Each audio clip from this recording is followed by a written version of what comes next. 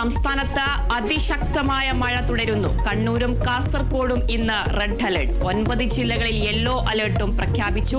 കനത്ത മഴയിലും കാറ്റിലും കടപുഴകി വീണ് നാശനഷ്ടം. തീരമലയോര മേഖലകളിൽ ജാഗ്രതാ നിർദ്ദേശം.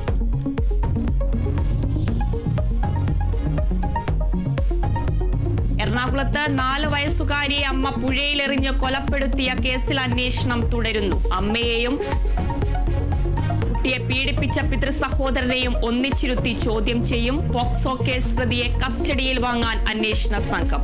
കുട്ടി പീഡനത്തിനിരയായത് അറിഞ്ഞിരുന്നില്ലെന്ന് അമ്മയുടെ മൊഴി.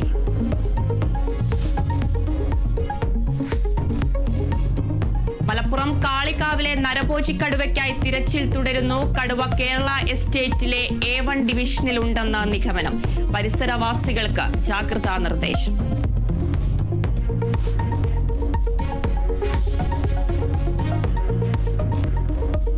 ഇംഗ്ലണ്ട് പര്യടനത്തിനുള്ള ഇന്ത്യൻ ടീമിനെ ഇന്ന് പ്രഖ്യാപിക്കും. ഇന്ത്യൻ നായകൻ ആരാകുമെന്നതിൽ ആകാംക്ഷ. ശുഭ്മാൻ ഗില്ലിന് സാധ്യത. പ്രഖ്യാപനം ഉച്ചയോടെ 1:30 മുംബൈയിലെ BCCI ആസ്ഥാനത്ത്.